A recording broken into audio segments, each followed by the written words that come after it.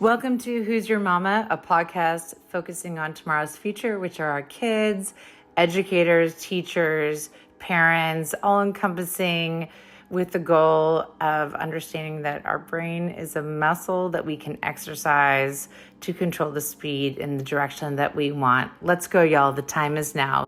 So, Babz, hi, welcome to Who's Your Mama? Hey, happy Tuesday. Thank you for having me. Same to you as well. So let's just dive straight in. Of course. You have a very eclectic and inspiring background, which was one of the Okay. reasons why wanted to have you on here to share. Not only is sharing, caring, but from a perspective of the arts, more now Mm, than ever, the creativity, the way it gets people's minds moving, um, exactly. and brain health is life health. And so one of the goals of Who's Your Mama is to inspire younger generations and those and Mm, olders as well, but to learn and think about ways of collaborating from this perspective, being arts being one of exactly. them. Yeah, so Exactly. Yeah. I would love, instead of no one's really caring about listening to me talk much, Mm, I'll ask a few things, but dive into a little bit about your journey. I know that you started DJing in 2017. But yes. if there's a backstory to why you started DJing then versus earlier, Mm, please share. So, um, yes. I think for me, I've always found I've found festivals around like 17, 18, and that was such a healing space. It was going to your first festival. It's one of those places where you see people from different backgrounds showing love, showing affection, and really bonding through the joy of music. So the I universal music is that it, exactly universal language, I should say. exactly it really is. And for me, I've always loved dancing and movement and meeting people. But I got into DJing in 2017 because I was in a fraternity at the time and it was completely new and I was building it from the ground up. And I didn't really know, I'm from the UK, so I didn't really know much about American culture. But from watching movies, I was like, they need a DJ. So What brought you to America? Obviously, I know that, and I yeah. lived in London for 3.5 years, so I picked up on that Oh, accent, but that's not amazing. everyone would. What I hope what you loved it. what brought you to? I did. What Yeah. brought you to the US? And also, if you could expand a little bit as to why you did how you chose the path to not embark on DJing prior to coming to the US. Yeah, so prior to, first I came to the US for college I just felt like I just wanted to take a risk. Good I for you. felt that it was an opportunity to improve my life and to learn. And yeah, I took a massive gamble. I had never been to the States. I had family there because my dad lived there, but that was the first time meeting the other side of my family. And when I went Wow. to Talk about college going in outside your comfort zone.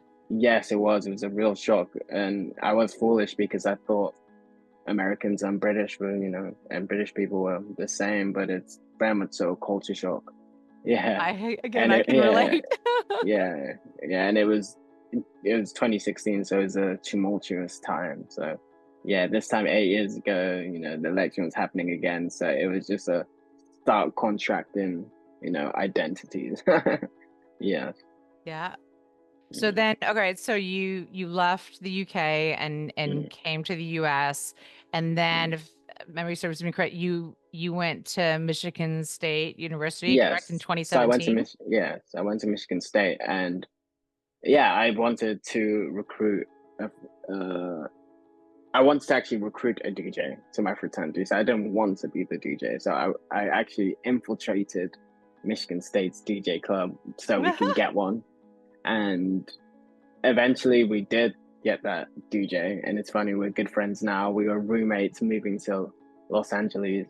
Um, but he didn't want to do it anymore because he started getting into acting. So I just took the mantle. So I got my decks and straight away Pass I the did. baton, so to speak. Yes, I did my first party straight away. As soon as I got my decks, I did my first party, but I wasn't very good. I thought I was good, but looking back, I didn't really know what I was doing. I was just going on vibes. I didn't know the technical aspects of it.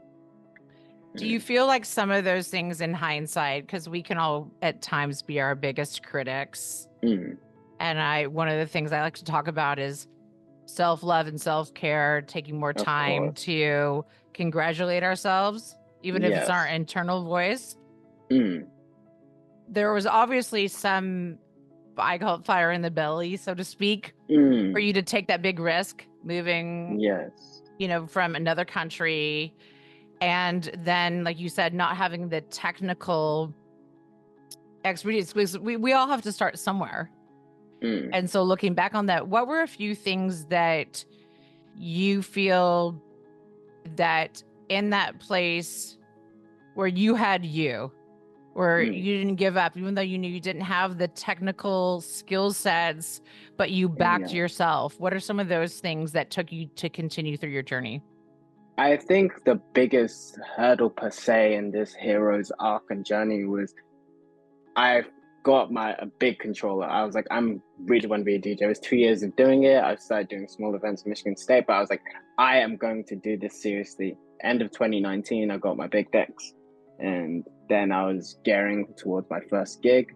Coming from the UK, I didn't really have that much confidence because UK culture, you aren't pushed to put yourself on a pedestal. You don't really believe in yourself. It's a very much so negative place compared to America, who, you're meant to be the hero. You're meant to have that fire in your belly. It is very much a yin and yang. In some ways, it's a opposite inflation, deflation type of thing.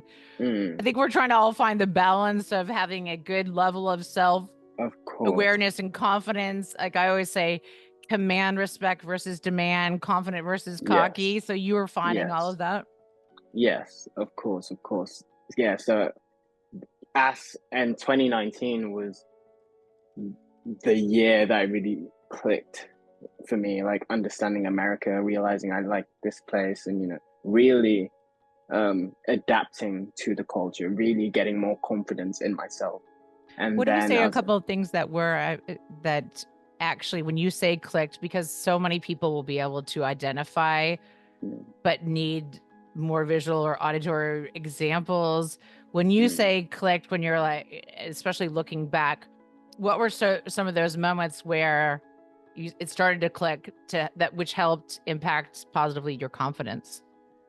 I think it's just letting go of your ego, letting go of your identity. I think when I first moved there, I was, hanging on to being this caricature from the UK, I'm this person, and then just surrendering and enjoying your time there, not constantly judging like, oh, Americans are this, Americans are that, and realizing, they might have their faults, but we're one and the same. And very much so embracing the culture, especially I think sports helped. Understanding American sports really made me realize this is cool. I've never seen that. And the same with DJing, bringing people together and sharing that moment is so beautiful. And I remember, I think it was one time in college, it was college basketball. It was Michigan State versus Duke, and we weren't meant to win, and we won. And seeing the joy of everybody just celebrating from a sports game, I was like, this is amazing. This is really cool. It'd be like football, aka what we call soccer in this country. Yes, you're so right. It is sports and music, that community feeling are very similar like that. We are way more similar than we all give ourselves credit for. Of course. There are certain fundamental things, like you said, bringing people together like that. So you saw that. So then you get to LA with your roommate who is pursuing acting. And then what? It was another round of identity crisis. Because remember that little window? I said I got my decks and I was raring to go. Yes. The pandemic happened. I couldn't DJ. And then there was a little window where I was in Houston. So I was in Houston for a bit, and I was like, I can't DJ anymore. So I gave up on that because I thought I was too old. I was like 23 at the time. I was like, I'm too old. You were 23 and you thought you were too old. I was too old. A little PSA to everyone listening. as somebody who is about to turn, I don't even care, 48 on 11/11, that's as much as I'll share, Okay. is everything is a point of reference from our Mm. scope, our own internal perspective. Mm.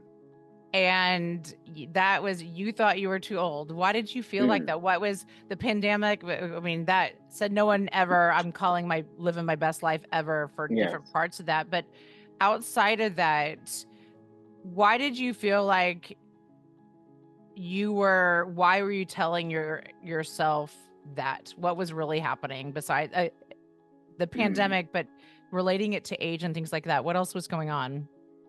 Because it was a new city and I didn't have the almost influence to leverage anything. You know what I mean? At Michigan State, I had, you know, my fraternity brothers, I had resources, I knew everything.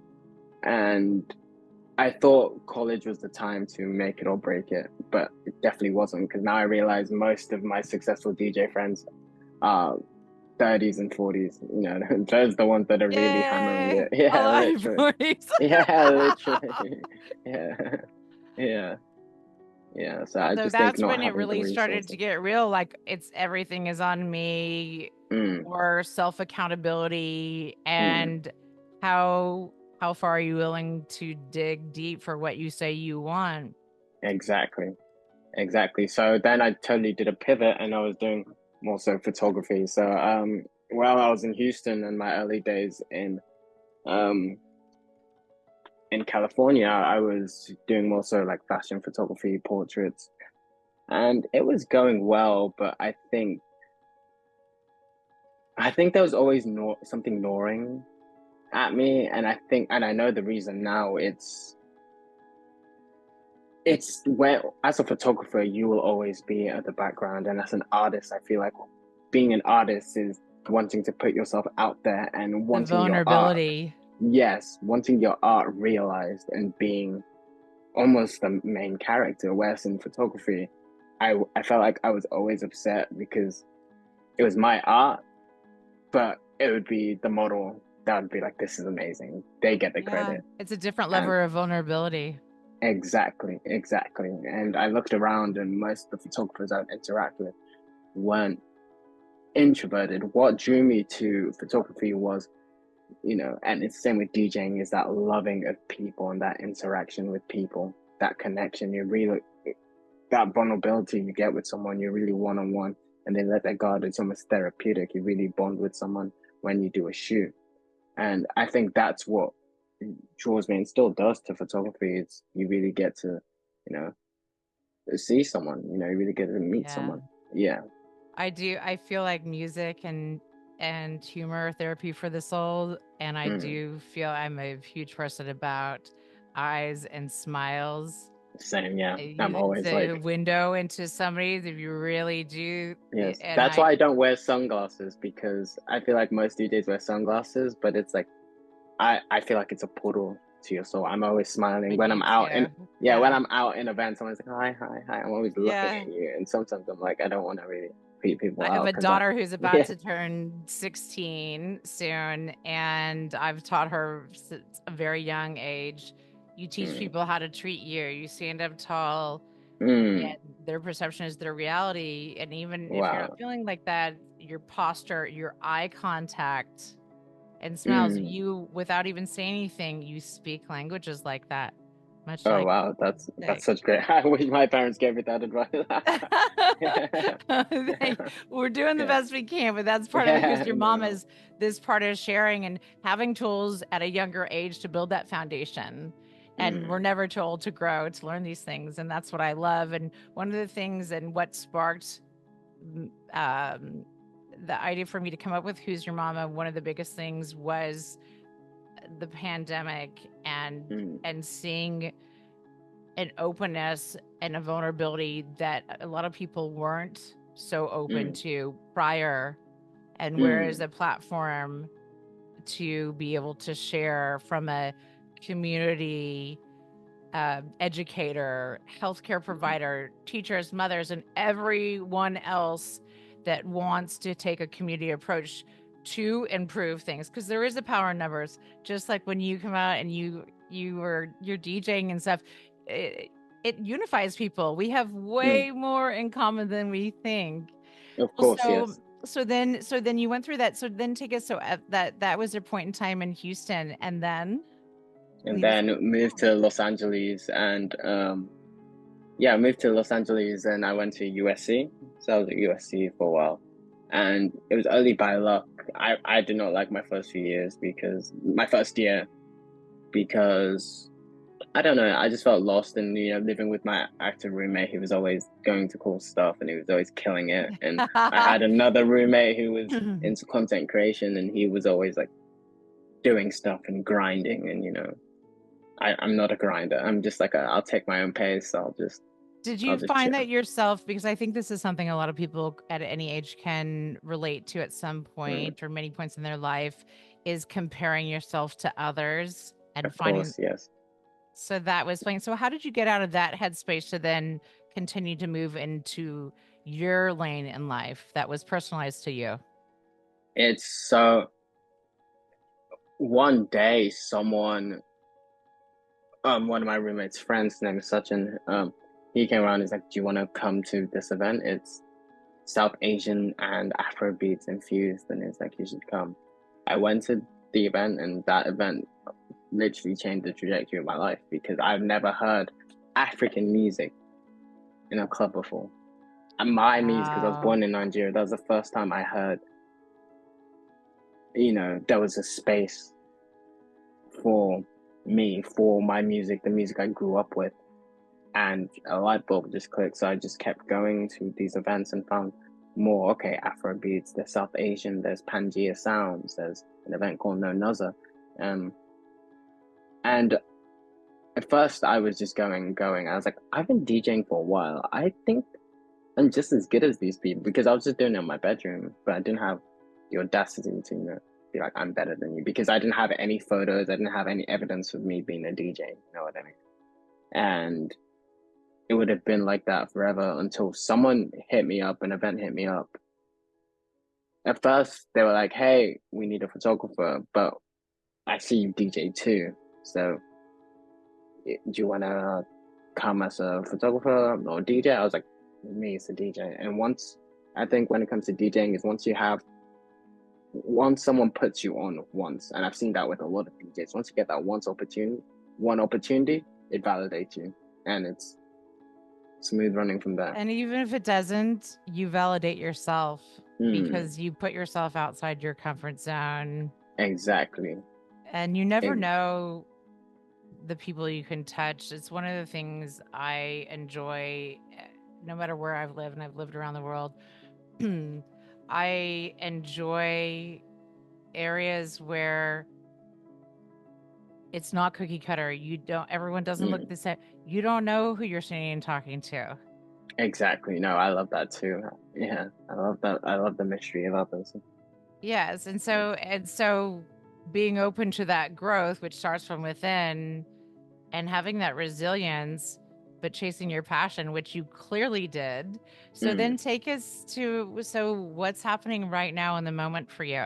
And what would you like to share with other people to inspire from the arts and not just the arts? And obviously this is your story and it's a beautiful one, but generally speaking, to help people to know things that you've learned, are continuing to learn and grow from.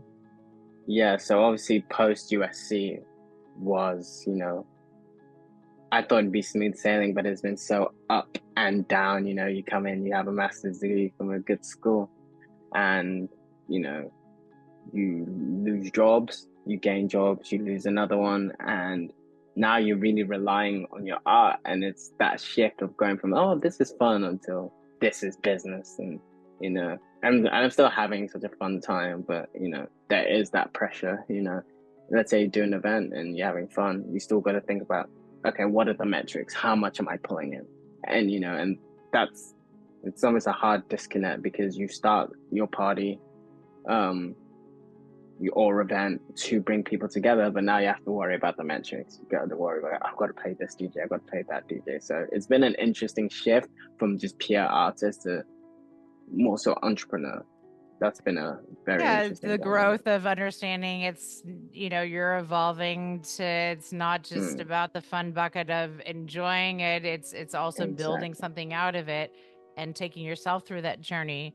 Mm. So I would love to come and see you. I Oh am yeah, so grateful you're on here. I want to ask you one last question of that I course. think will resonate in people's mind, or I Mm. hope it does.